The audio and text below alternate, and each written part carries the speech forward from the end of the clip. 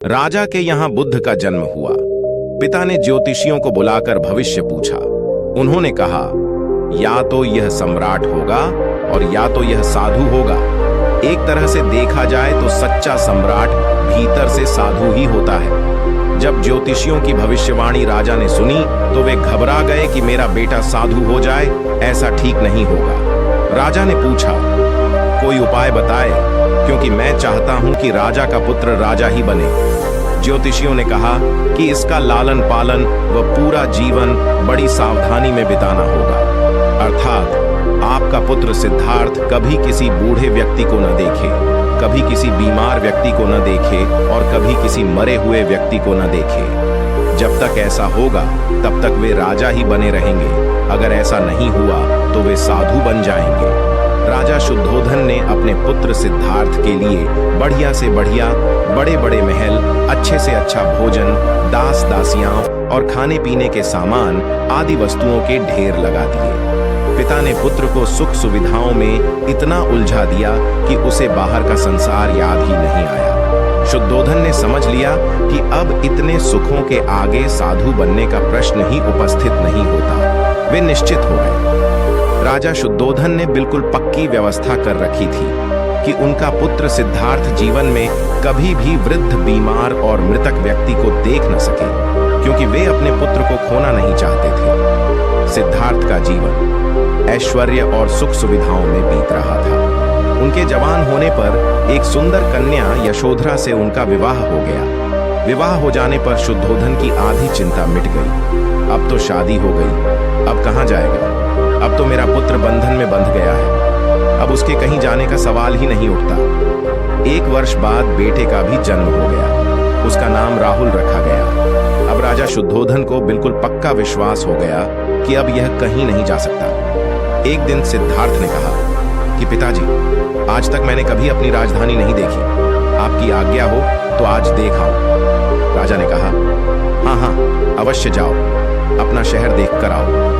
एक सारथी को भी साथ में भेजा गया कि जाओ राजकुमार को राजधानी घुमा फिरा कर लाओ। फिर भी राजा ने चाक चौबंद इंतजाम कर रखा था कि कहीं चूक न हो जाए। सिद्धार्थ के लिए राजधानी के प्रमुख मार्ग खूब सजाए गए थे, पर घूमते घूमते सिद्धार्थ ने थोड़ा उलटा मार्ग ले लिया। वे उस मार्ग से गुजरने लगे जहां पर तैयारी नहीं थी, और आज उनको बहुत आश्चर्य हुआ जब पहली बार उन्होंने एक बूढ़े आदमी को देखा।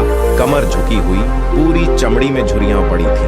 वह परेशानी और दुख से बेहाल था। उसकी चाल बहुत धीमी थी। बूढ़े की झुकी हुई कमर को देखकर सिद्धार्थ को एक झटका लगा और सारथी से उन्होंने पूछा, क्या एक दिन मैं भी बूढ़ा हो जाऊंगा? सारथी ने कहा, हाँ राजकुमार, हर व्यक्ति के जीवन में 3 अवस्थाएं आती हैं, बचपन, जवानी और बुढ़ापा। एक दिन तुम भी बुढ़ापे की अवस्था में जाओगे। हे राजकुमार, यह संसार का नियम है। चाहे गरीब हो या अमीर, सबका शरीर शिथिल अर्थात बूढ़ा होता है। राजकुमार सोच में पड़ गया। सारथी ने रथ को आगे बढ़ाया तो कुछ दूरी पर एक बीमार व्यक्ति मिला जो रोगों से घिरा हुआ था। उस पीड़ित व्यक्ति को देखकर राजकुमार का मन बहुत ही दुखी हुआ।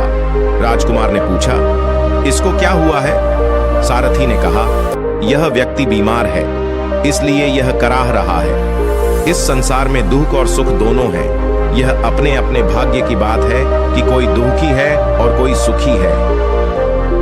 क्या मैं भी कभी बीमार हो सकता हूं? सारथी ने कहा, आप यह विचार अभी छोड़ दें, समय बड़ा बलवान होता है। ये सारी बातें कर्मों पर निर्भर करती हैं। चाहे राजा हो या रंक, सुख दुख सब पर आते हैं। अगर शरीर में कोई रोग आना है तो वह आएगा।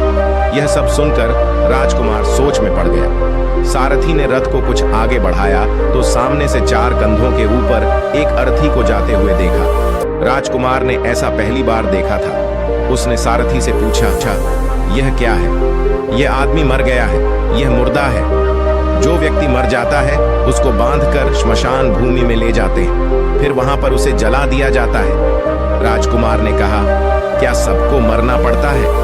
हाँ, सबको मरना पड़ता है। यह मृत्यु लोक है। जो जन्म लेता है उसे कभी न कभी अवश्य ही मरना पड़ता है। तो इसका मतलब यह हुआ कि ठीक इसी तरह से एक दिन मुझे भी मरना होगा।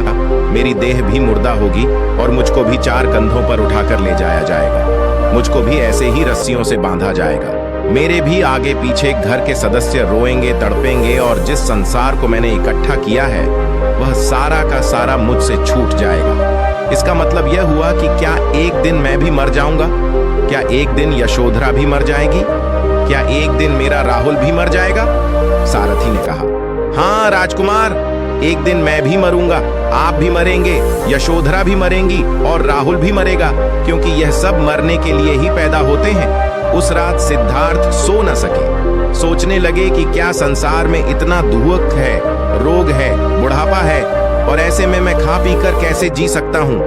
नहीं नहीं, ऐसा मुझसे नहीं हो सकता। मुझे खोजना होगा उस तत्व को जो दुख, पीड़ा और शोक से रहित हो, जो भय, भ्रम और भूल से परे हो, जो अनंत आनंद से भरा हो, जिसे पाकर फिर और कुछ पाने की इच्छा न हो। सिद्धार्थ वैराग्य के शिखर तक पहुंच चुके थे। बस उसी रात को उन्होंने घर छोड़ दिया।